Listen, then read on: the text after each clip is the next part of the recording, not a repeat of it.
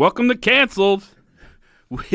This was only 7 episodes, and it felt like so much work. But we made it. We're done. We made it all the way through. It's the last 3 episodes of Darkroom, not the Darkroom. That's Adam Hrabik. How's it going, Adam? Oh, it's well, I was doing good 3 episodes ago. Man, I was like driving here, and literally took me like an hour to get here, just terrible traffic. And the whole time I was like, I have to go talk about this. I was like, I'm going to be so angry in a podcast because I'm angry sitting in this traffic. Like, all right, this is maybe an unpopular opinion. At some point, if you just let everybody in, you're no longer being nice to them. Right. You're being inconsiderate to everybody else. Just you let one person drive. in, and then you go. You did your one job. Person in, you go. That's it. Yeah. It's really not goddamn complicated. I was getting furious. And I'm playing GTA 5 all day, so I'm just like, I just want to kill you or ram your car. I just like drive me crazy. And I had to watch these 3 goddamn... I don't have any stars yet. They can't do anything. Exactly. It's fucking... Let's just jump into these episodes. Okay, yeah. I mean, I know we watched 3 instead of the usual 2. I feel like I watched 5. Well, I for sure do, because 2 of them have 3 stories, right? Mm-hmm. Those I thought went quicker. Those I thought went so much quicker. I agree, except for one of them. Okay. Well, one of them went very quick. The one with Blanche Devereaux went very quick. Oh, yeah. We'll get to her in a minute. Let's just jump into episode 5. We've got 3 stories. David Carradine at this point has just given up. Their show has given up on like any sort of darkroom or photography like premise to anything. Yeah. And like now they're just like, oh, here's a picture of a guy. David Carradine's expression throughout this vignette was like how it felt like the writers and directors were feeling about this show. Oh, just just like slumped over at a bar. I don't care. I need the fucking WGA health insurance. Can we just keep writing this bullshit? A burger and a beer. The first episode I didn't catch. The first story, the name I did not catch. Who gives? It was called The Partnership.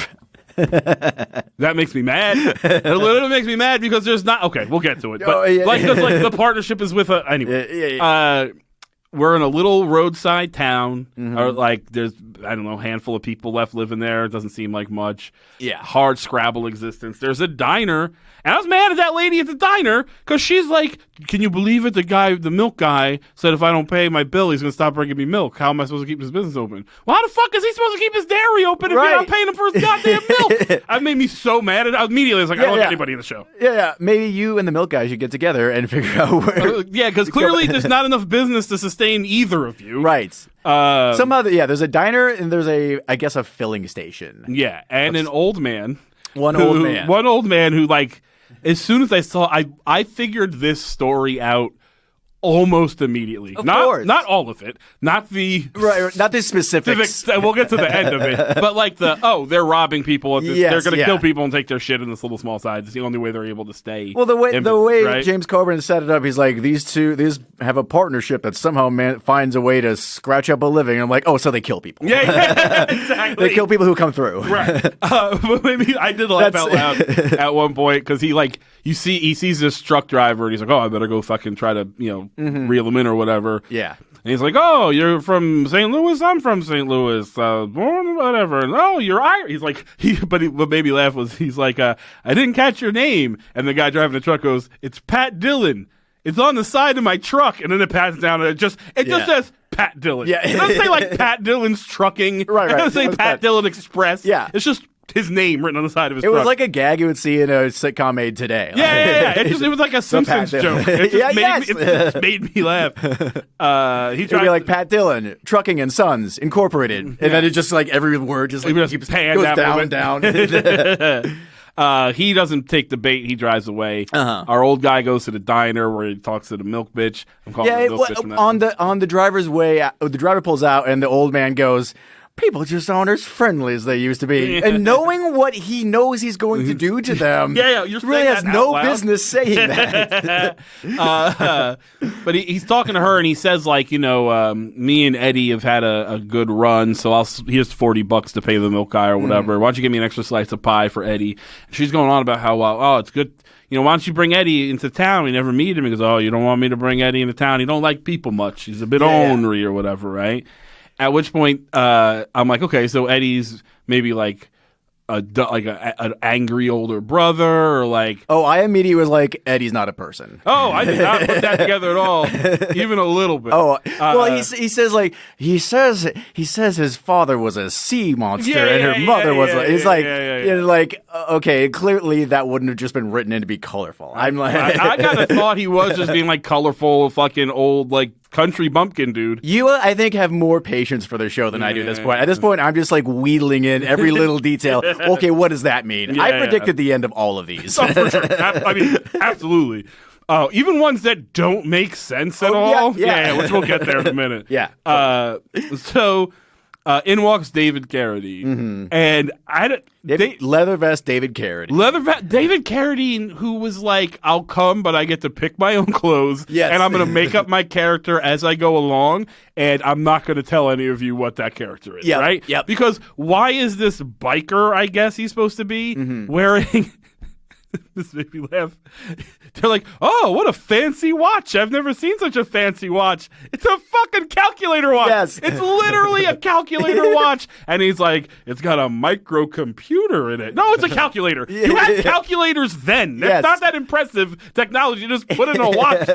Oh, that shit! I laughed so. And they go, there is a lot of talk about this fucking calculator watch. The woman comes over, she's like, "How much did you pay for that?" And he gets all mad, but it's like.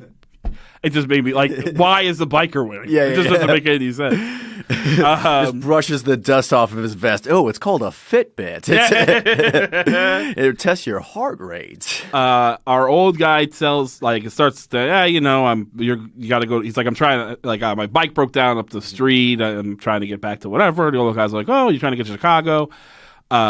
And he starts talking about how he used to work in amusement parks and run the fun he's like, house. "Do you remember fun houses?" Yeah, there's just no out of segue. nowhere. Yeah, it's like, you remember fun? You ever used to have fun at a fun house when you were a kid? You guys couldn't have written it into like, "Oh, it's the town carnival. You just happen to be here." I'll tell you what. I got to work a shift at the funhouse, but hang out, and after I'll give you free tickets, and afterwards I'll drive you to Chicago. But no, you just showed him your freak show Nikola Tesla watch. Yeah. You can't use that as a lead-in to like, oh, that might be something you might see at a carnival. I try to say festival and carnival at the same time. But he basically says, like, "Look, if you come walk, it's such a trap. It is such a clear trap." He goes, "If you come walk through the he used to run his funhouse, but the carnival's shut down, so he just has an abandoned funhouse." And he's like, "If you come walk through the abandoned funhouse with me, I'll drive afterwards. I'll drive you to Chicago."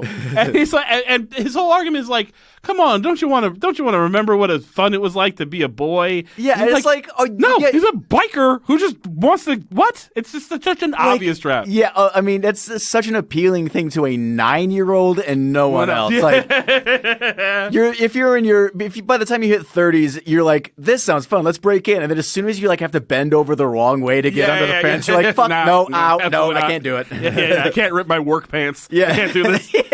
Also, I have not been able to turn my head all the way for this entire week, and I realized today it was because my computer monitors at work have been angled a little funny.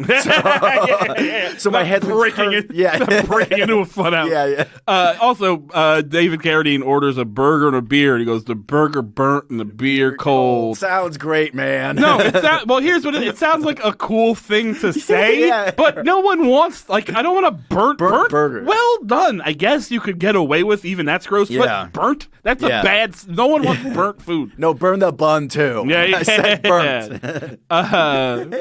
So he takes him for this fucking walk. Also, Biker Carradine is like too serene to be he's like Kung Fu Carradine, but just in a leather vest. So he's just like this like very calm guy. Yeah, it's like a Sam Elliott Roadhouse guy.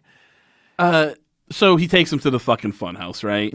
And the funhouse is closed. He's like, but he's got he's got a lantern, like a lamp, like a gas lamp. Yeah.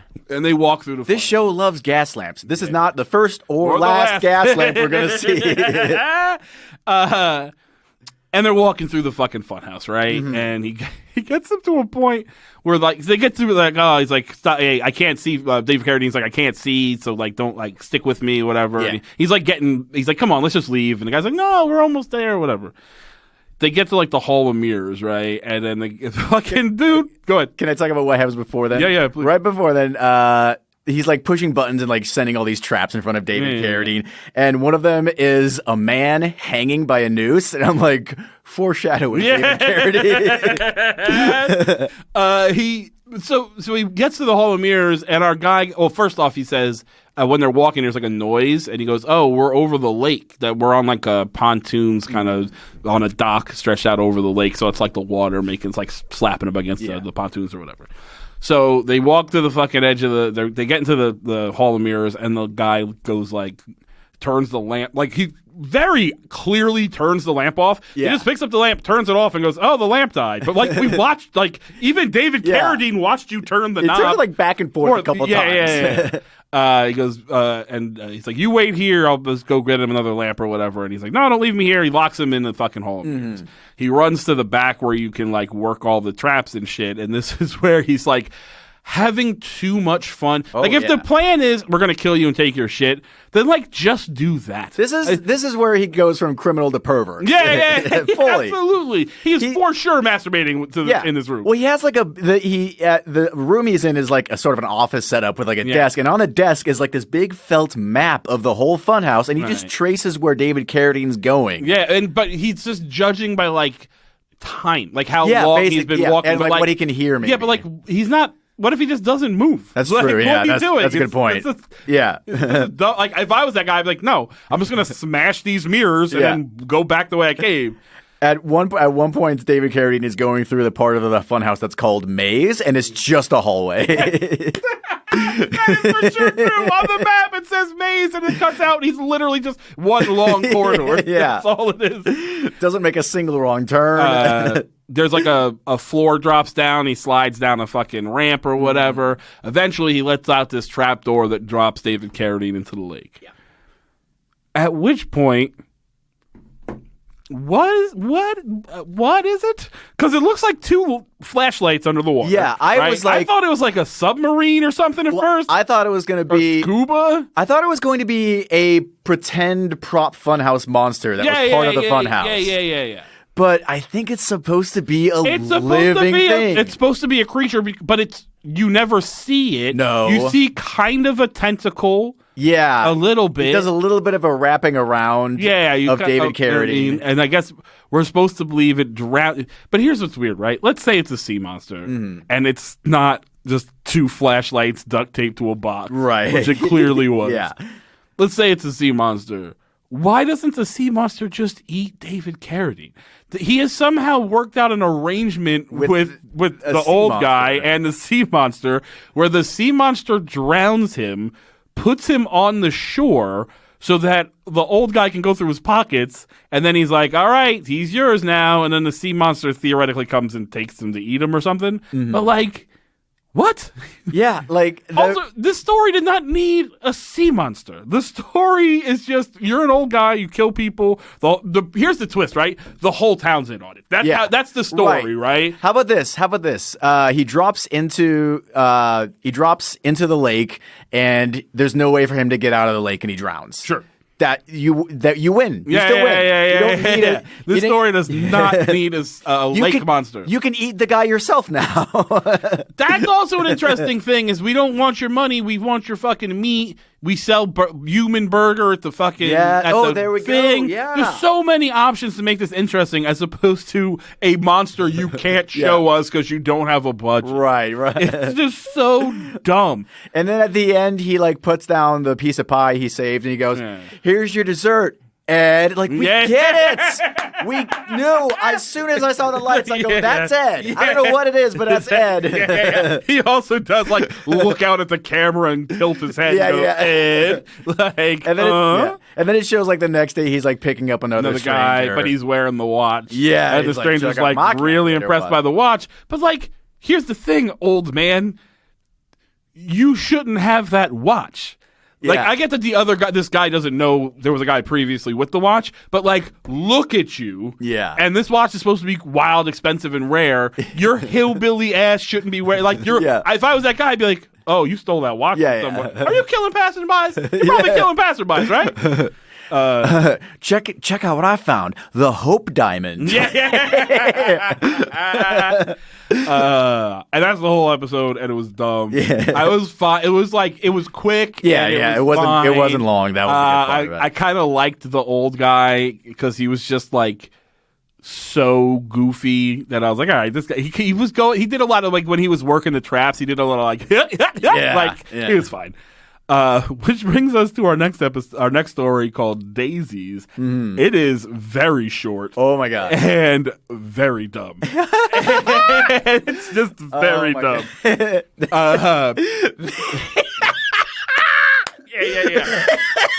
I just thought about the ending. Yeah, it's so dumb. So it opens in a lab that is just full of flowers, right? And there's a scientist. The lab clearly like a high school chemistry lab. If that. It's just a room with some flowers and some beakers in it. And there's a scientist and his assistant, and they are making out or whatever. And then, by the way, I don't think that even a botany lab would have that many actual flowers in it. You would want to keep a controlled environment. That room is just full of cross pollination and shit. It was like botanists and florists work in the same environment. Yeah. They're just so he's making out, and then Rue McClanahan shows up, and it's his wife. Oh, he's cheating on Rue McClanahan, Blanche Devereaux from Golden Girls. And I wrote, so by the way, it said Daisies, and it hasn't shown the lab. Use my notes, right? It hasn't shown the lab yet. We just see Daisies, and this is featuring Rue McClanahan. And I wrote, Blanche motherfucking Devereaux, this one's going to be horny. And then my next note is, it's already horny, because it was immediately horny. And it continues to get hornier because Blanche says, he's like, did you check in on your mother or whatever? And she's like, yeah, she was at some old age home or something or whatever. Oh yeah. She says she was almost molested in a sexual connotation. She says that sentence, and I was like, what other way is there to be molested? Right. So someone tried to molest her mom, and his argument, by the way, problematic writing all across these episodes. His argument was like, but she's 80. No one wants to molest that 80-year-old. No, there's a history isn't full of fucking serial rapists taking fucking advantage of old women. By the way, at this point, I was already confused because I'm like, is this his place of work? And if so, why is she coming home? It seems like I'm already. She also confused. says, "Tell me what you're doing here." There's no attempt to like naturalistically write in exposition about what's happening in this lab. This skip show go right to tell. She literally just says, "So what's this? What's this all about?" I don't know what you do. Explain it to me. That's exactly what she says. And he says that they're studying how they communicate with plants. And he says, by the way, the phrase, well, it's not contrary. Is it contrary to popular opinion? It's essentially something like that. Yeah, but he says that phrase like 3 times, and she's like, but plants don't talk, and he's like, well, contrary to popular opinion, we communicate with plants. Plants can communicate, and she's like, surely not with words. And he says that they're psychic. He says they communicate with thoughts, thought pictures. He says not Flowers words, but thought pictures. And we pick up on those thoughts with a special instrument that this guy has. A microphone and headphones, right? Yes, it's literally all this. Yeah. So like when he has that, so I'm like, so how are you picking up on thoughts with a microphone? And he doesn't explain. He does like give us bullshit science jargon, right? That's it. That's all we need. Yeah. By the way, when she says that she was her mom was almost molested, she says she just bought a gun. She told me I should get one too. And he's like, oh, don't do that. That's crazy. So he's experimenting with flowers, communicating with flowers. So she puts on the headphones and puts the microphone at one of the flowers, and then she looks all shocked in the face. Yeah. Pulls out a gun and shoots the fucking scientist because the plant snitched on the dude for cheating on her. I wrote, look, literally, here's my string of notes, right? Horniness. Is Blanche not going to be the horny one? That's weird. molested in a sexual connotation. Next line. These plants are going to snitch on her husband. This is so dumb. I literally just wrote that. Because like, oh, this is exactly, I've figured it out already. Then she immediately shoots both of them. But what I like very much is when she shoots the husband, the nurse goes, Mrs. Michelson. Just like that. That's it. She doesn't scream. She doesn't try to run away. She is like, oh, I never. Yeah. Her response is wild. And that's the whole fucking episode. That's the whole story. It's maybe 5 minutes. Yeah. It cuts back to James Coburn. He's got a flower and he's doing the "She loves me, she loves me not." Yeah. And then I know he also says, contrary to popular opinion, plants do communicate, and he does the "I love you," whatever. And then it cuts from a body shot of him plucking the flower to a close up of his face, and it's like clearly a different day. His hair is totally different. He's got a turtleneck on. It's completely different. And that brings us to catnip, which is wild. This story is not good. One thing I've learned about the writers of the shows, they don't like veterans. They are to a man bad. Oh my god, yeah. So we meet. Yeah, the only people who actually spit on Vietnam vets coming back home went on to write this show. So we meet our protagonist, I guess, the main character. Yeah, he's a dirtbag. Steve, Mark, something. Richard, who gives a shit. He says, so his mom is like, I thought you had a job interview. He's got like a motorcycle jacket on or whatever. She's like, aren't you going to wear a tie at least? Or put on a suit at least? And he goes, suit as in tie? He goes, I just did 7 months in the Marines. Whatever, I can't wear a tie ever again. That is not. So you got kicked out of the Marines. Right. Like, I was like, 7 months is not a hit. Can you just quit the Marines after 7 months? No, you have been dishonorably discharged from the Marines. Yeah. And that takes a lot. I put in my 2 weeks at the Marines. So he gets on his motorcycle. He drives to some old drug dealer's house. Yeah. So it's an Italian drug dealer named, I wrote it down. Did you? Oh, come on. Where? I don't know. He's an old Italian man who, by the way, also, I like that they're the writing can't. I think it's probably like a standards and practices thing, but they can't say what kind of drugs, or even actually just say the word drugs. Yeah. So he's like, I want to buy 5 bags. And he's like, and the guy's like, well, you got the cash or whatever, and they call it like stuff a lot. Yeah. The girl stuff. He goes to pick up goes, you got any stuff? Yeah, she's like, I'm trying to get off the stuff. Yeah, so we don't know what kind of drug it is. Yeah. Doesn't factor in, by the way. The drug dealing aspect of this show is not a factor at all. They may as well have been dealing like magic dust, which would make more sense in the context of this. Or it could have been catnip, and maybe this is a weird world with cats. Yeah. Who knows? But there's a cat in the yard, and our dude immediately is like, get the fuck out of here, you fucking cat. He's so mad. He's so mad at a cat in a tree. Wild. Nowhere near him. Wild aggression towards this cat immediately, which will proceed to get worse as this story goes on. Oh, yeah. He starts at an 8 as far as being mad at cats. And the old guy's like, oh, that cat belongs to the old lady across the street. She's a witch. Mm-hmm. So she's a straga, he calls her, which I'm assuming is Italian for witch or whatever. Yeah.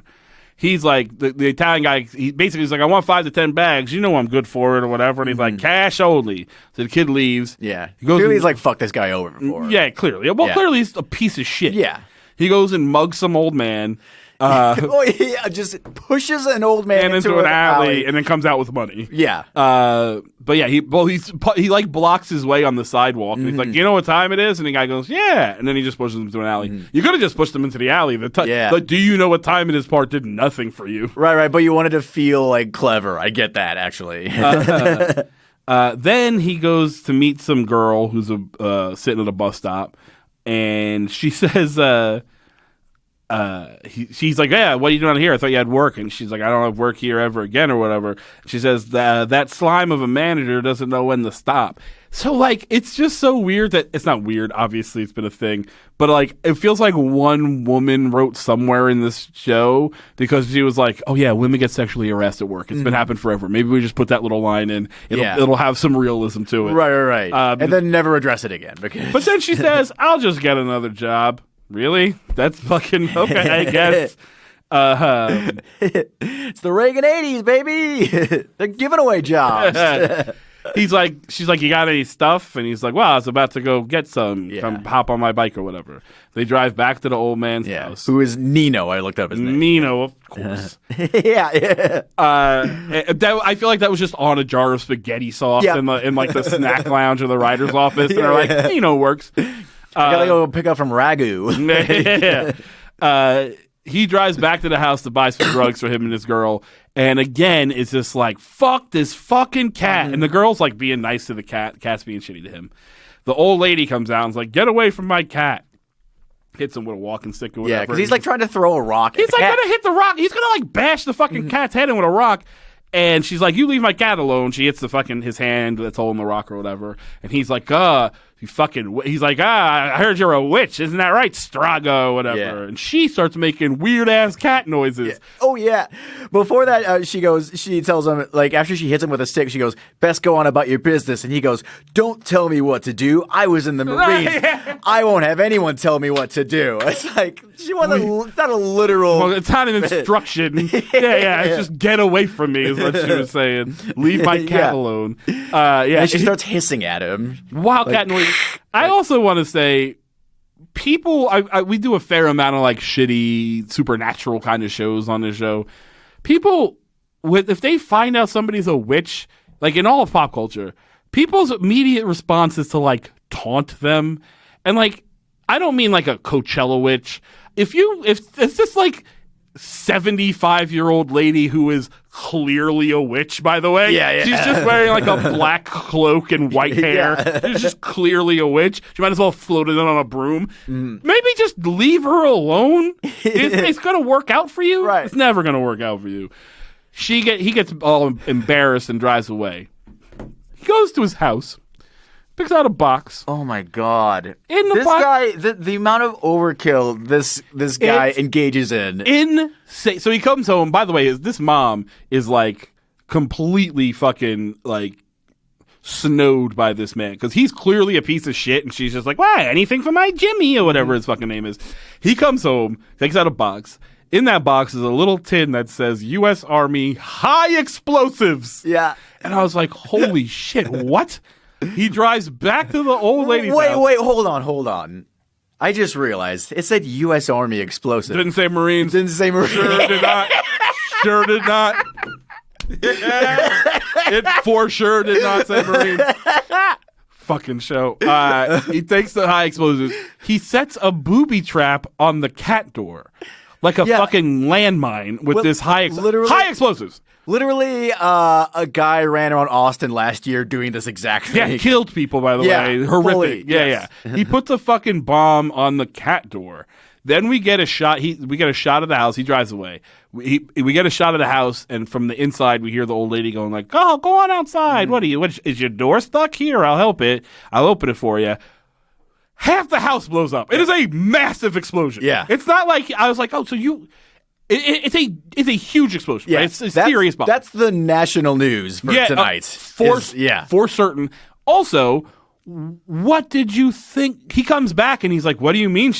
By the way, the actual language here is fucking insane. Yeah. So he drives back the next morning to get some fucking drugs or whatever, and there's all these cops at the street across. Yeah, which by the way, I thought that's what he went to do the day before. Get drugs. Yeah, but I guess he's getting more. All right. But more to the point. The fucking drug dealer, when he first showed up, gets mad at him for yelling at the cat for being like, "Hey, I sell fucking drugs out of this house. Keep it down, right?" Yeah. So what do? Make a bomb across the street. Yeah, that's gonna be fine. There's a bunch of cops, right? And he shows up and he's like, "What's going on over there?" And he goes, "Oh, the old lady across the street." And he does like the thumb across his throat, and he goes, and his dumbass goes, "What do you mean? thumb across the throat fucking noise. You know exactly what the fuck that means. It doesn't mean, the old lady across the street, she moved. Does that? That's what the fuck that means. You killed her, stupid, with your giant bomb. She saw her dead cat and she killed herself. Wasn't me. So he drives away all freaked out. At which point, we see the cat like making noises at him. Then he's driving. You know what I bet it was? I bet the Army has higher explosives than the Marines, so he thought he was using a smaller explosive than he actually was. He's driving back home, and he sees the cat out of nowhere in the middle of the road, and he fucking starts revving at it. All right, fucking cat. And then the cat walks out of the way, and the cat's blocking a giant rock. He's gonna run over the cat with his motorcycle. That's his plan because he's a fucking lunatic. Well, he also just blew up its house a minute ago. Running it over seems like a fucking step down. Yeah.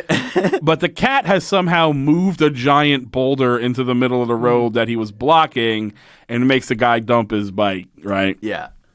Cat runs away. He hobbles off home. He gets home. Cat's on the roof. Cat's making a bunch of noises, jumps at him or whatever. He runs inside. The mom's like, oh my God, I was so scared. When the cops called, and he's like, what do you mean the cops called? What did they call? What's going on? And obviously he thinks they're calling about the explosion, right? And they're like, they found your motorcycle on the side of the road. We didn't know where you were. We thought you were dead. And he's like, oh, okay, I'm going to bed. And she's like, oh, well, I'll just make you some dinner. Yeah. What about that whole thing about what do you mean the cops called? That he's committed a crime. That is just the only reason to respect around that way is if you are a criminal who's just committed a crime. Wake up, Mom. I don't know what, by the way, when he like freaks out because the cat is on the roof, I don't understand that because it's just a cat at that point. It's always been just a cat. We're going to get to a thing that happens in the post-Coburn wrap-up that made me furious, but we'll get there. Right? Okay. I think what's freaking him out is how did the cat get here, right? I know it's a cat, but like you've been walking all night. And all of a sudden the cat beat you there. Yeah, but also how did I'd like to know how the cat moved that fucking rock is what I want to know. How did the cats beat him out to the highway on a motorcycle? On legs, and then move the rock and then get in front of it? Sure. Well, we'll find out why. A little, in that there's magic involved, I guess, right? So the next scene, he goes upstairs. He hears the cat comes in the room, runs under the bed. He goes to his closet, pulls out a sword. You know, a standard Marine issue samurai sword. It says Navy saber on it. And the cat's under the bed, so he just starts blindly jabbing he doesn't like look underneath and try to see the cat stab it. His head is like resting his chin on the mattress, and he's just jabbing the fucking sword underneath the bed. And he makes like a big slicing motion, and then there's no more cat noise. And he goes, I couldn't get away from that one or whatever, could you? Mm-hmm. And he looks under the bed. Yeah. And the old witch lady's head is just there. It goes like standing upright. It's just its head. Her head sitting like upright. Yeah, it's not like laid over on the side. And like it's like screams at him, which he falls over. And I was like, oh, is he gonna have like a heart attack? Is that like the witch's power or whatever? No, he falls over, and the cat eats his tongue. Yeah, I think because the mom then yells, Richie, whatever his name is. Mm-hmm. Answer me. What's the matter? Cat got your tongue? And then you see the cat's like mouth in his mouth or whatever. Yeah, and I think kind of vaguely pulling. I'm like, so I think this whole story started with cat got your tongue, and they wrote backwards. Is what I think happened. When he looks down after stabbing, I thought, okay, it's going to be like the old lady's body there, and he's going to have to like deal with that. That's the end. But no, it was gets vague, kind of mauled by a cat, small cats. That's, I guess, also the witch. Sort of. The witch's spirit or something? Yeah, I guess. Some sort of codependent relationship. I definitely didn't get it. Here's what made me so fucking mad, right? So that's it, right? And we get to the James Coburn ending. He goes, if people just communicated better, we could avoid a lot of problems. For instance, if he had just told people that he was severely allergic to cats, then people would know why he reacted the way he did. No, they wouldn't. No, because that's not how you react when you're allergic to cats. You don't try to crush their heads with rocks. You just say, hey, I can't be around cats. I'm allergic. That's it. That's the end of it. You're not a fucking psychopath. Right. Like Ed Kemper, I'm allergic to my mother. Sorry. I'm allergic to co-ed hitchhikers. Oh, shit. Okay, so that was one episode. Holy shit. We got to move a little bit quicker. Okay, Episode 6. No, it's fine. Episode 6. We've got two stories that are boring. Is it 2 stories in this one, right? It is 2. Oh, Jesus Christ. The first one is dumb but short. The second one is so long. The second one made that military dad feel short to me. For sure. It was awful. So the first episode, I didn't catch the name. It was Lost in Translation. Right. We start in the same high school chemistry lab as the last episode. They have moved the flowers. Yes. That is 100% the same. There's a white guy. He's interviewing like a somewhat Arab. He's brown. He could be Greek, but he's supposed to be Arab. And he's telling he needs him to translate stuff. He's hiring him to translate stuff. And the guy's going on about what a great scientist he is and all these archaeological discoveries that you've made. It's such an honor to work for you. And he's like, look, you've already got the job, but here's the thing. What we're doing is very secret. So if you keep your mouth shut, I'll make sure you get hired on at the college, blah, blah, blah, blah, blah. He pulls out some fucking documents, and it's the scroll of bop and bop. Who gives a shit, right? Yeah. You might have it. I don't. It's the scroll from the tomb of Akhnamara. Yeah. It's this. I looked it up. Not a real pharaoh. Of course, it's not all a real pharaoh, right? Yeah. And he is some pharaoh that he ruled the ancient world for his entire lifetime. And the secrets, which is like what a pharaoh does. That's all they do, right? But apparently he did it through some sort of secret magical powers, the secrets of which are contained in these scrolls. If only he could be translate right? cuneiform. And he's got this guy that can translate cuneiform, right? And he immediately is like, you can't do this. Many people have died. It's a curse. Here's what pisses me off about this shit. Anytime there's like a mummy thing, no matter what, right? This man is a scientist. Like, you're a scientist, right? But so is the fucking other guy, the Arab dude, right? Yeah. Why is he immediately like, oh no, ookie spookies? Why isn't he also just like, the one scientist is like, look, this is all bullshit. Just translate this for me. There's no such thing as a curse. Why is an Arab scientist also always immediately like, oh no, but also curses? Like, you're a scientist. You shouldn't believe this shit either. But it seems like the first scientist is also like thinking this is real magic shit. Well, that's what's shit. He thinks it's magic shit, but doesn't believe in curses, which you can't have both. That's true. You can't have both, right? Yeah. It's either all magic or no magic. But he says, the Arab guy says the dumbest shit, though. He says whatever was in there, is like he was evil, he was a bad guy or whatever, right? He used the darkest magics that were strong enough to harness the powers that could build the pyramids. So slavery? You mean slavery? That's literally all it was. And he goes, there are other sciences old and forgotten. Yeah. And I'm like, no, those aren't science. Those aren't science. That's not how science works. It's either science or it's not science. He goes back to the other room for like an hour, comes back out, has the whole thing. Normally, these like the translation process is like it takes a long time. In these movies, it's always like, or whatever, it's like, oh, I just got to go through these books. I need this other text to translate this text. He does it in like Google Translate. It's like it's like he has a code that's like A equals squiggly B. Yeah. It's immediately translated, and he tells him, look, I translated it here, and it says that he was able. It contains the recipe for a potion that gave him his power, and it said that it makes his enemies diminish before him. And the guy's like, oh well, and he's like, and the ingredients, and the guy hands him the book and goes, readily available. Why are they readily available from ancient fucking Egypt? But sure, they're readily available. Apparently readily available in the lab because he makes it immediately. He doesn't have to go anywhere. He doesn't have to go to like another wing of the museum. He doesn't have to like stop at HEB for the baking soda. Yeah. Just makes it immediately. Yeah.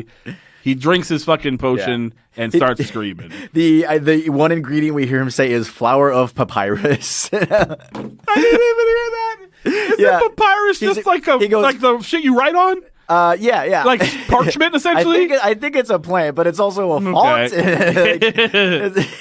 He goes, flower of papyrus, and I'm done. That's what he says. Yeah. And he's about to drink it, and he goes, will drinking this make all of my enemies diminish before me? Why do you have enemies? Yeah. You're a research tenured scientist. professor. Yeah. What enemies do you have? Doesn't make any sense. Yeah, what's his plan now? What is he world going to domination? What world is he going to dominate? Archaeology. So he fucking drinks it down. He starts screaming, falls over, cuts to the next day. His, I guess, wife or whatever is there with like the dean scene, and she's like, I'm sorry I bothered you, but he never came home last night. That's not like him. Mm-hmm. Oh, the door to the lab's locked. I laughed at this. He goes, I called the janitor. He'll be here in a minute with a key. The guy who shows up with a key, who's supposed to be a janitor, is wearing a cardigan with patches on the elbows and a bow tie. What kind of janitor is that? One at a prestigious university. That's true. I guess I've never been to a prestigious university. They go inside. He's not there. He's dressed for the job you wanted. He's trying to be like the Matt Damon janitor. yeah. But that would be so good. They're like, dress for the job you want, but he's still fucking dumb. He's just drawing stick figures by all the math equations. So he comes. Nobody's there. There's like the Bunsen burner still going. Like, that's weird. And then the guy goes, cuneiform. That was one of my passions. I'm surprised your husband didn't ask me to translate. And he goes, this translation's terrible. She goes, what do you mean? It says, look, he wrote that it says, made my enemies diminish before me. But what it actually, when I drink this, it makes my enemies diminish before me. What it actually says is, when I serve this to my enemies, they diminish in size. And they go, I'm sure he'll turn up. Mm-hmm. They leave. Yeah. And we just get a shot of Honey, I Shrunk the Scientist. Yeah. He is a little baby scientist, little elf scientist or whatever. He's like shrunken, and clearly the same set designer that did the soldiers, like the saw blade thing, they've made a giant door that he's like kind of knocking on or whatever. The professor drops a giant match. Yeah. And he's now just shrunken down. But like, here's what's dumb, right? Now, what's next? He doesn't die, right? Yeah. He's just tiny. And he's not that tiny. He's not like microscopic. He's like Barbie doll. He's too big to fit out under the door. He tries to slide under the door and he can't slide under the door, right? So like, when the whatever comes back, the fucking janitor with the bow tie comes back, shouldn't he just be like, "Hey, down here, I know you can hear me. I've got a tiny voice, but it's probably high pitched, but you can hear me." And then what? Like, he doesn't get his comeuppance. He's just tiny. And also, why is this comeuppance? It's just the story just doesn't work. I mean, it's funny. It would kind of suck. It would suck to be shrunken, right? But also, we don't know this for the rest of your life. You got a fucking thing. There's got to be other shit you can translate. Yeah, there's a lot of directions this story could go, and none of them good. Then this story, the transition here is so weird, right? Because that ends, and then we hear someone go next on Darkroom. And we get like the first 4 minutes. It's not even like a lot of times they'll show a little trailer or a little like coming attraction-y thing coming next story. Coming next. And it's 5 or 6 quick seconds, maybe 20 seconds, right? First scene. It's the full first act of this fucking story, and then we go to James Coburn. It's very messy. Yeah, this is the first and only period piece they do, right? I mean, I guess I don't know. It's hard to tell what time frame the cutting the guy's legs off are supposed to be. Sure, but straight up, for sure. They spent this is the first one they've spent some money on because they had to buy all those dumb costumes. God, it opens. Waste of money. It's so dumb. I hated this one so much. I hated it so much, and it was so boring. I kept I made a chicken while this, I roasted it. I prepped and put a chicken in the oven while this was going. 3 different instances in my notes for this one. I wrote, this one is gonna be fucking long. As soon as it started. Yeah. I wrote, I was right. This one's fucking long. God, I hate this. This is so fucking long. Yeah, it's fucking boring. It opens with a man. He's shirtless, and it's like. I couldn't tell what country it is. Turns out it's France, right? And he's coming out of a window, and I'm watching this. I'm like, oh, he's like an adulterer, right? Yeah, that's what I thought. And that's what I thought for the whole story until the end. Until we find until he out. says the thing at the end, right? Are you right? Okay, so the whole time all right. So he jumps out this window. All of a sudden, the police are there, right? And they're like, stop! And he leads them on a little kind of goofy chase. He pushes one guy down the stairs. He grabs a thing and swings out on it. Like a bunch of Three Musketeers kind of shit. Yeah, exactly. But then he gets caught. He gets caught, and he's going to be executed. And I was like, they execute you for adultery? I didn't know. It doesn't. There was no. It just didn't make sense. Also, France doesn't seem like the country for that. Maybe if this was some weird African country where whatever, you fucked with the even if I was like, oh, he's got to be he slept with the fucking mayor or the whatever, the king's wife, or because it's the 1800s or something. I don't know when. Yeah. We find out that he is. So the woman he was sleeping with All right, so James, that all happens to get taken into custody, right? And then James Coburn comes on, and then he starts talking about the guillotine, and they call it the nation's razor or whatever, which took me a long time to understand what they were saying through like bad accent work. And he says that there was a tradition that if it was hard to find people to do to be like the executioner. Yeah, there was one guy who was willing to do it. He was called the Monsieur de Paris. And there was a man of Paris? Like, what are you talking about? Mr. Paris. Yes. If there was a tradition that if Mr. Paris died the night before an execution was supposed to be executed, and they couldn't find anybody to replace him in time, I think. Well, he says those words. He says, and they can't find anybody to replace you in time. Then you get to go free. Which I don't believe to be true. That does. I don't even believe it was hard to find people to do that job. I feel like in that time period, people were starving. They probably paid pretty well. Yeah. Like, I promise you, it was not hard to find people to do that. Before that, I noticed James Coburn goes, "Madame Guillotine, an appropriate if somewhat sexist nickname," and I'm like, how is it appropriate if it's also sexist? Yeah. Because guillotine is just what it is. So if you're calling it a woman's name, that means it's. I don't even know, but also they call boats women, right? Like they refer to boats as she's, right? Yeah, I think that's just a thing you refer to objects as. I can't think of an object like any inanimate object. You always say like, oh, she's a beaut, guitar or whatever, right? I can't think of an inanimate object you refer to as in the male, like hello, Mrs. Honda Civic. Yeah. Anyway, so he gets visited by the fucking woman. And apparently he knows about this tradition. Mm-hmm. So, but nobody knows who the executioner is. It's kept secret. Yeah. By the way, is that? That's the gimmick, right? That's why he has. That's why the date of the execution and who the executioner is kept secret. Okay. Which is why she has to go fuck that creepy guard dude to find out who the executioner is and why. I thought she was just finding out the date. I thought it was both. I thought it was both. It might have been both. Who gives a shit? Right. But yeah, so he has to go fuck some gross guy who like shows up at the guy's cell and goes like, "Hey, by the way, fucked your bitch." Like, it's so gross. He doesn't like. And he doesn't then go like, "Oh, here's that information you needed. By the way, I got thanks for the whatever." He just shows up, says like, "Your lady's doing a lot of unladylike stuff," and then leaves. He just does that to taunt him. But apparently, he tells her outside of the jail. Yeah. So the plan is they're gonna kill she's gonna get close to the executioner, kill him, and then he'll get set free, right? And the whole time I'm like, well, he's only in for like cheating on somebody. Like, I don't want this. I don't like the death penalty. So if somebody's got to die, I guess the executioner is better than this guy who only. If cheated. We have to kill someone, it might as well be somebody from the show Darkroom. Like, I do feel like I've seen him in previous episodes of the show. But this takes. By the way, I'm telling this story quickly. It takes forever. There's like long dinners. The first vignette was so short. This one is like 30 plus minutes long. So long, and it's so slow.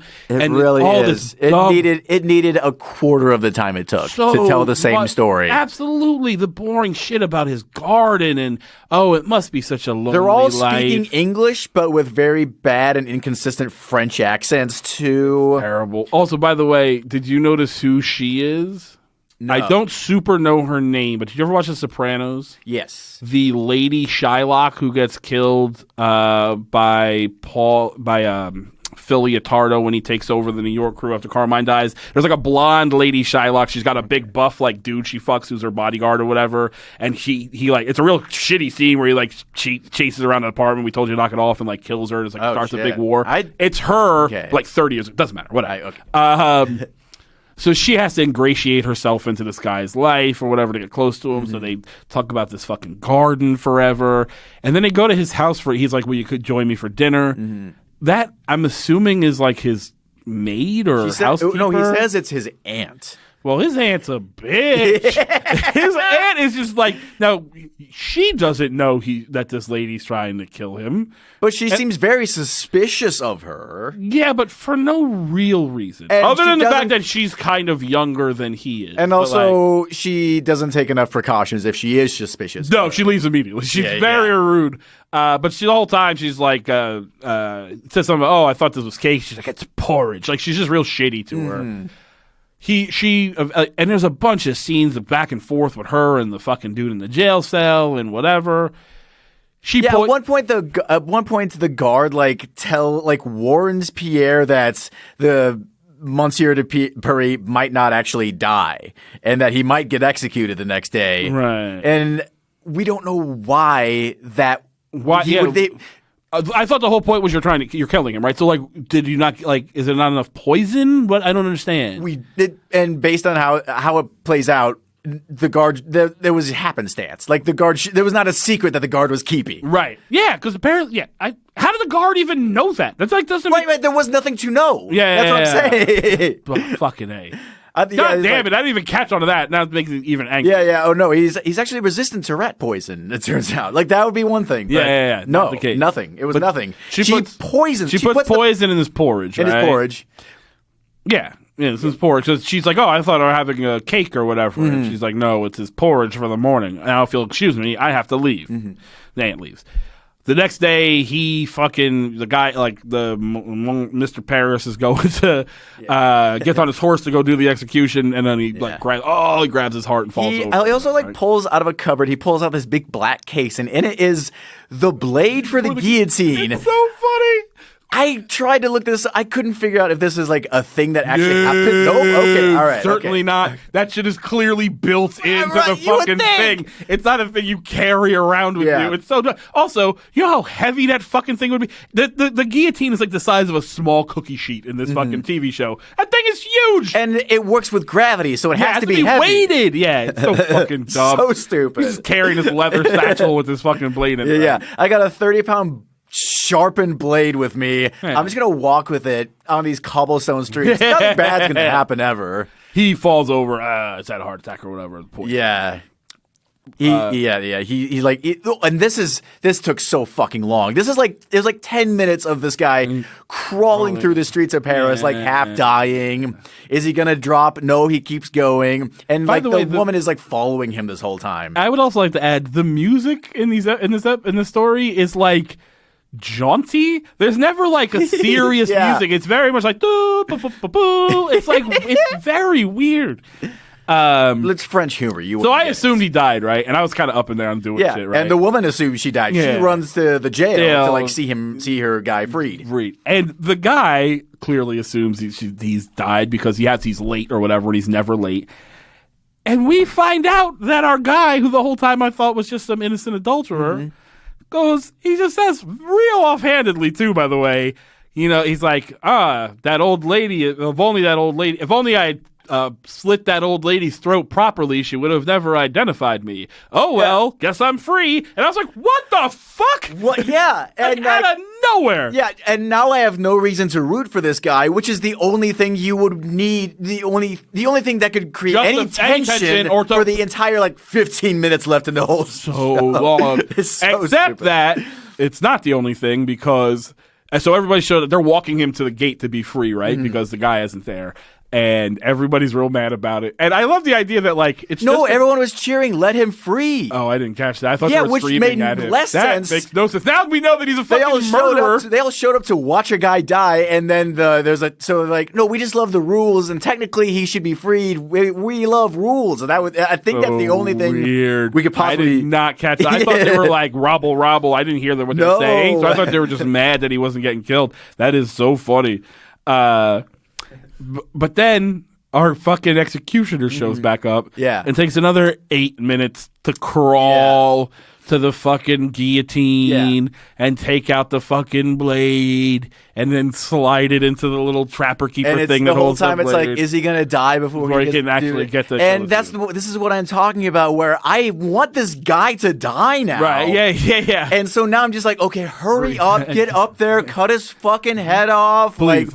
It's not tense anymore. It's just boring. They put the guy's head in the guillotine, right? Yeah. They've pulled it up. He's... Mr. Paris is, am I going to make it? Keel's over dead, right? And the doctor says, there's a young doctor character, by the way, that we've met a couple times. He shows up and he's like, I'm sorry, sir, this man is dead. Yeah. And then here, I missed it. Who pulls the string to release the guillotine? It looks like he drops the guy's hand, and the hand hits the rope. Hits the lever. Okay, that's what it must be. Okay, I'll buy that. Because I couldn't figure out why the blade dropped at first, and I was not rewinding it to find out. Fuck that. But yeah, so that's what happens. He's holding his hand up to check his pulse. He says he's dead. He drops his hand. It hits the lever. The guy dies after all. The last shot should have been that doctor going, oh shit. Yeah, for sure. Fuck that story. It took so long. It was so boring. It made me very angry. They were getting very lazy by this point with the editing, especially with the James Coburn parts. Yeah. They're getting very lazy. This next one, he just goes like, this first story, he doesn't even like hold up a picture. He just like talks. So the episode 7, the first one is called Exit Line. There is a... What was that play? It was so it opens and it opens. Well, I guess we're not supposed to realize it's a play initially, and then it pans out and you see that it's a theater. It's this couple fighting. It's this black dude, this white lady, and he's like strangling. And it's real racist. It's just like he's just like, you're cheating on me, baby. It's real set. Like I don't know that they did plays like that. Like it's like. And the premise of the episode is that he's performing this play. He gets a bad review from this lady, right? And they want a good review because Hollywood has purchased the rights of this play, and they're going to make it. The famous studio Hollywood. He literally says, "My agent got a call from Hollywood, the studio that's making the play." Says that. I'm gonna get signed by Hollywood. But Mr. Television called, Monsieur TV called. But he says. So he wants a good review because they're hesitant about signing him because of your bad review, right? Mm. But that implies that it's like the premise of the play is like you cheated on me, baby, with Rico, but I got with Johnny or whatever. But Rico took care of Johnny. Isn't that right? Sugar tits or whatever. He's like real slangy. It's like if Shaft started as a play and then was made a movie, like that's how those. It's like how it's a blaxploitation play, which I don't know existed. It's a blaxploitation. Yeah, there it is. So she leaves. Clearly, she's not enjoying the play. Mm-hmm. He follows her to the TV station. She is a theater critic. She has an obligation to stay through the whole play. 100%. She leaves. He follows her to the TV station because apparently in this world, not only are theater reviews on the nightly news, but it happens like this. You you watch the play and then walk directly to the TV station into the studio and broadcast your play. That's literally the time frame that it takes place in. I loved her review, which implied that literally everything about the play was good except for this guy's literally the whole performance, how bad she like names his name, and like he's never gonna make it. Like she's saying horrible shit about this man, right? But then he just starts. Also, by the way, the play was called Black on Black. I didn't catch that. Oh my god! I swear to God, she says it in the review, and I was like, "Ooh, whoa!" Yeah, it's real gross, right?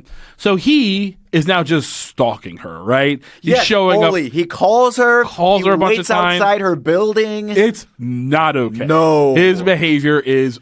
Like you should be calling the police because what we learned in the society is stalking leads to killing. This is not some shit to play around. No, right? This is a bad man. He follows her to a restaurant. He has his manager show up in the restaurant and give this terrible ass screed about how you don't understand. He's different. He's a different kind of actor. He was a Vietnam veteran and got hooked on junk, and then he did 2 years to get clean, and he did it through psychodrama, and that's how he got into acting. And she's like, I don't care. He was bad in the play or whatever. And they're like, please, he's like, look, they're making this movie. This is his one chance. Your review could fucking ruin his life. Just come watch it again and give him another chance. Steve, he goes, you got the same seat you had last time. Yeah, she hands him, it's your regular seat, 3B on the aisle or whatever, right? But she's supposed to she is made a phone call before they have shown up to some guy that's clearly trying to break up with her, and she's like, please just come to dinner, like, you owe me that much, and like, just try or whatever. And then she hangs up the landline phone at her table? Is that... If you watch old movies, though, that would be a thing. You would see, like, at fancy restaurants, they would come with like a silver tray. I have seen that. I have seen that. The phone on and be like, here, you have a call or whatever. But we don't think see... that's great. Okay. No, we just, like, I think we're supposed to assume that's what happened. Okay. Because it literally is. We don't see the phone delivered or picked up. It's just It is just on the table. That is for sure accurate. Okay, fair enough. So she's like, yes, she says, like, maybe I'll try or whatever, but she doesn't go because she's supposed to go to the fucking dinner and try to win this guy back or whatever, right? So she gets home, and the fucking actor dude is in her apartment. Yeah. And I'm like, oh, well, this is a bad dude. Like, he's broken into her house. It's like genuinely unsettling. Yeah. When she turns the lights on. Also, the black guy we have seen, like, I have seen in a ton of shit. His name is Stan Shaw, I believe. I looked it up. You ever see, what's that fucking Nicolas Cage movie, Snake Eyes? No. Oh, it's like shot in, it's like De Palma, and it's like shot in real time, whatever. It's a conspiracy thing in Vegas, whatever. He's a boxer now. He's been in a bunch. Look him up. He's been in a bunch of shit. Okay. It's like an early performances. But so he starts going on about how you've ruined my life, and he's like, I looked into you. What were you? You're just a failed actress, or if you can even call it that. You had 3 roles and then realized you could never make it, whatever. He pulls out a gun when she screams, and he's gonna kill her if she makes another noise. This whole scene in his apartment where she's like, look, I'll give you, change my mind. I'll change your mood. He's like, it's too late. This is where he says, my manager got a call from Hollywood. Yeah. They're citing somebody else. And he says they called this afternoon, which means if she had gone to the too play, late. It wouldn't have mattered too anyway. Late. Absolutely. 100% too late. She's like, I'm gonna have a drink if that's okay. Yeah. She's like, of course, because she's a rich lady, she has a decanter. Yeah. Which she hits him in the head with, right? And he drops. He drops to the ground. And good. She grabs the gun. She's like, all right, I got the gun now. You do what I say. Get up. And he's not getting up. And she like kind of checks his pulse. We're supposed to believe he's dead, right? Yeah. And I'm like, good. When she hits him, I'm like, good. This is the most self-defense of self-defense. This man who's been stalking you broke into your house with a gun with a vendetta. Okay. I'm glad you killed him. Can I read my note that I wrote as soon as she walked in and saw him there? Is it the same note I wrote? It is. Please go ahead. I wrote, okay, hang on. Is he going to threaten her and then go, ta-da, acting? I wrote, is he going to act like he's just been acting this whole time? So fucking dumb. Yeah. And this is before my agent got a call from this afternoon from Hollywood. So yes, we both got it. Yeah. So yes, that's exactly. She go like there's a knock at the door. She's freaked out because she's killed this man. Mm-hmm. She opens the door. Yeah. Well, I think we're okay. Yeah. I think he's dead, right? Because that's it ends with that, right? I guess. Yeah. He opens the door and the manager is there, the agent, and he's like, "See, didn't I tell you he was great?" She's like, "What are you talking about?" And he's like, "He's been acting this whole time." She pulls the trigger. There's no bullets in the gun. At least it should have had a red flag come out with bang on it. Like, at least give me that. And then she screams in horror because she's killed this innocent man. Not an innocent man. That man's death is on his hands alone. When was he going to reveal that he was acting the whole time? I'm assuming after he raped her. It's the only time what I is can happening? It's insane. Also, that's not how you prove you're a good actor. No. That takes no acting ability to scare someone by breaking into their house. Like, if, Adam, I know you. If I came home and you were just in my house, I would be frightened. Like, that's weird. No, give me a role. Yeah. But yeah, so that's fucking terrible.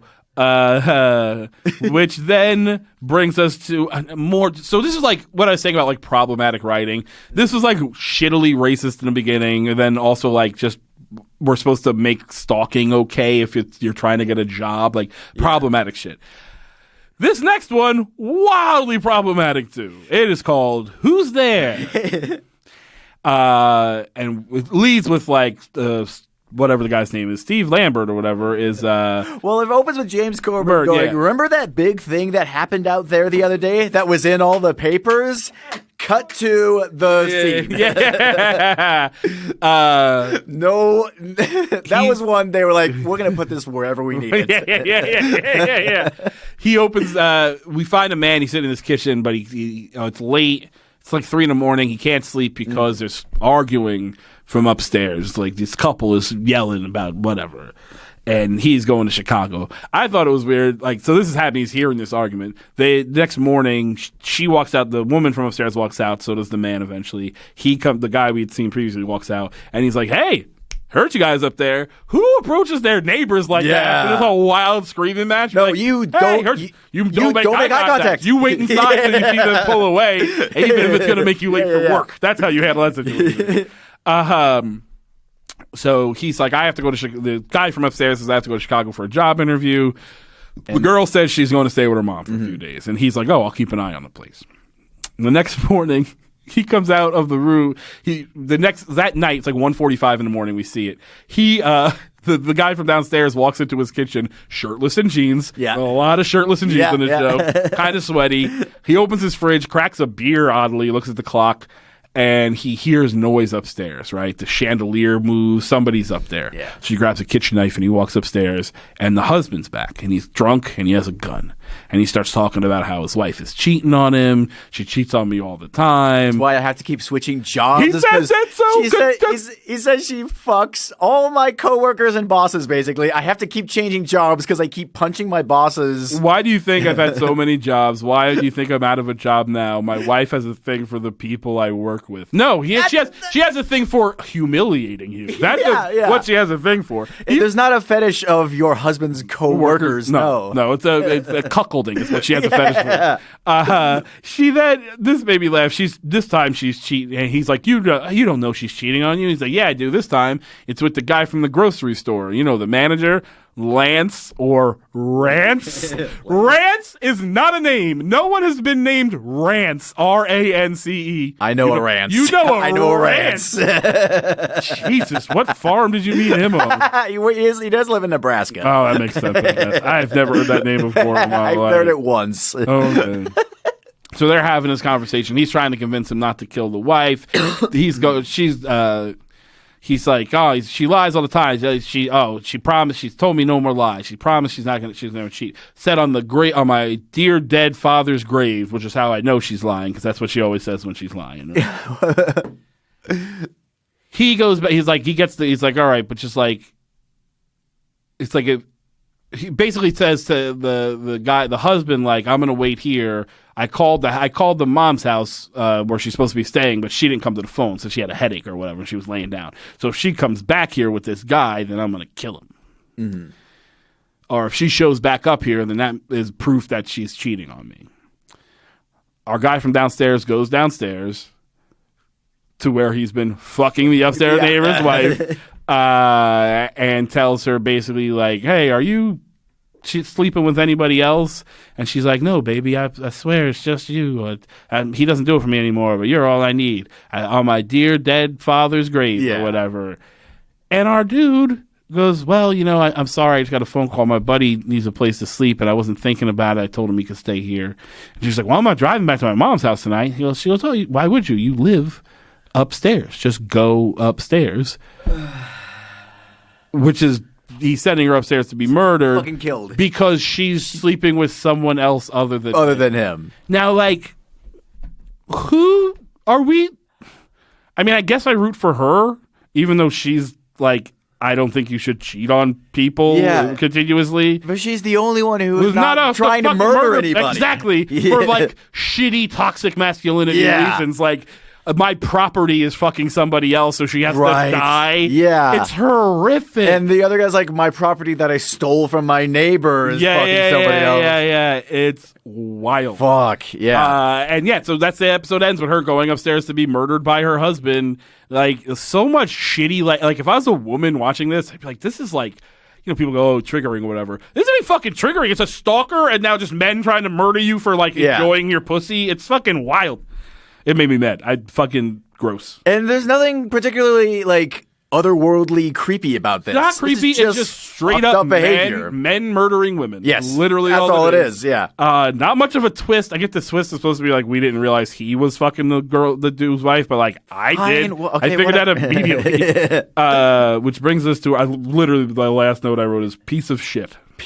Next episode, rarest of wine. Yeah. The last. This one doesn't even get a James Coburn intro. No, straight through it. He left. He left the building. Yeah. He's like, this show's over. I'm done. Yeah. Remember that thing that happened in the news? I'm gone. It was me quitting. That's what happened. So this is. It opens. There's two rich people walking into a mansion cluttered with old shit, and their brother and sister. The brother is complaining because the mom has died, and she left all of the money and the business and all that shit to the daughter, and to him, she left the house and all the belongings in the house, paintings and all this shit. Yeah, and he's like, I don't want this stupid bullshit. I don't want this stupid mansion full of expensive things, which he eventually sells. Which like clearly means you could make a bunch of money on this. You could have money. They argue back and forth. He's been like, she's like, I'm the one who went to law school. I'm the one who went to business school and went to and studied an intern there every year, every summer to learn the business. It's basically what season 5 of Succession is going to be. He's pissed. He's like, I wrote down there's nothing worse than a spoiled adult. Because like he's just what that is. He picks up this music box and just smashes it because, well, it's mine, isn't it? Yeah, because he knows she likes his it. Sister loves it. And she's like, look, here's what I want. I want us to split everything 50-50. I want half the business, you get half the house. And she's like, no, I can't do that. This business is like a multi-million-dollar company. We have 900 employees. I can't let you run it into the fucking ground. Yeah. You spoiled fucking Playboy asshole. She comes back to the house, and it's, like, empty, right? There's no furniture. The place was, like, cluttered with paintings and furniture and all that. Yeah. He comes back, and there's just one chair. And I laughed. I genuinely laughed when he's like, she walks in, she goes, Freddie? And there's a chair facing a fireplace, so you just see it from behind, and you just see this wine glass come up, and he just goes, oh, hello. I wrote it down. He goes, oh, sister. And there's this wine glass. It's like the most perfectly framed evil shot. Yeah. It just made me laugh, Jed. I really did. So he's basically sold all the art and the furniture. Selling everything in that house. And he used the money to buy a bunch of vintage wine. And here's what's so funny is he says it's an like he might as well have because there's like a bunch of tarps and he like pulls the tarp back to reveal all these cases of wine. He might as well reveal like a stack of baseball cards. He's just one of those idiots who's like, no, these comic books are an investment. I've kept them in fucking mint on board condition. As soon as do you know the story of Rudy Kurniawan? No. He was this like vintage wine collector. He was very young. I think he's like this story happened like almost 10 years ago and he's about my age. So he was like very young. Yeah. He was this like up and coming wine collector and like he started making huge noise in the wine scene because he would just make these gigantic buys and he would sell like his collections of wine to people. And it turns out that he was just like taking labels off of old like cheap bottles of wine and like forging the labels and making a killing. Yeah. I love that man. There's nothing I enjoy more than conning the rich with bullshit. Oh, God bless you, sir. I'm a legend. What's his name? Rudy Kurniawan. Okay. I think Kath and Pat's podcast, Lie, Cheat, and Steal, they have a very good episode about it. I've been to it for Yeah, there's also a documentary about it. It's on like Hulu, I think. Yeah. I could not stop thinking about that this whole episode. I love it so much. He tells her, look, she's like, what are you fucking doing? Stop this bullshit. And he's like, well, I mean, I can just keep selling shit and buying more wine. This is a great investment. Mm-hmm. Or you can give me half the business or whatever. And she's like, I'm not giving you half the fucking business, idiot. But also, like, I don't, like, what's your end goal here is he thinks that if she's, like because he says like, oh, that original print of Dickens, it's on a bookstore shelf now. Like apparently they had all this really expensive stuff. I guess his thought is like if he's saying like we're at a Mexican standoff or whatever, but I can't lose because I can just keep turning up the pressure and you'll cave eventually. Why the fuck would she possibly cave? All you're doing is selling your own shit. Yeah. She has the stuff that she wants. She is a little bit like this is our home, this is the stuff our grandfather owned or whatever. But like. the end of the day, she's got a multi-million-dollar business, and you're selling your own nonsense to buy wine. Like, it's just, I didn't understand the conflict. Yeah, he's basically bringing down his appreciable assets to 1, unless he sells the house, and then none. Yeah, it's so dumb.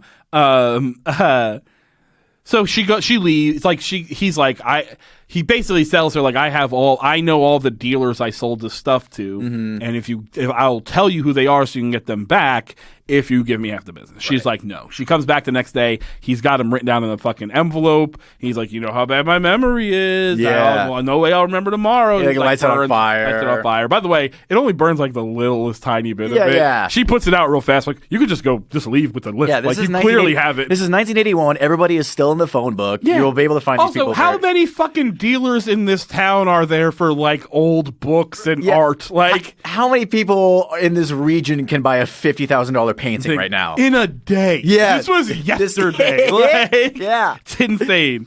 And so he's got like a bunch of he's like started to drink this wine, and he's got one like specific box. It's in a box. It's like it's like, this is the rarest of wine. He says it was like $1,500 for the bottle. Which isn't even, no. Those, it's like $5,000 or something. No, that was most of the wine. He says this one is $22,000. Gotcha. Which, like, I don't know shit about wine. Probably not. That's probably pretty standard. Well, not standard, obviously, but, like, I bet there's a lot of wine out there that people spend $20,000. Oh, for sure, yeah. You know what I'm saying? But he says, this was found in the wreckage of an old castle in Italy or whatever. It's, it's only a couple $1,000s a pour or whatever. Have some with me. He's like trying to goad her into stuff, and she's like, fine, whatever. There's some like certificate of authenticity is there essentially in the box, and it's in Italian. It's in Italian. So he's like, you took Italian, whatever. She's telling like, it Bryn Mawr. So she's like, fine, let's figure out about your wine real quick, and she starts reading this box, and it was found in some whatever, and it's some famous brother and sister who was famous for making poison. Yeah, that's literally it. Making poison. And as soon as she says that, he the goes, brother drops dead, keels over on the ground. But, like, what? Wouldn't the person who sold you it be like, this is poison? Not wine? Like, the person who sold it to you had to have read that certificate. I understand you didn't, but, like, for him to know it's worth anything, he had to read that certificate. Why is this bottle of poison selling for $22,000 in a wine store? It's so fucking... What on earth is happening? It's such a terrible transaction. And the guy just drops dead, and the episode ends. The series ends. And I wrote, good, fuck him, I'm glad he's dead. I didn't, like, there's not, like, she reacts like, oh, no, Freddie. And I was like, fuck Freddie.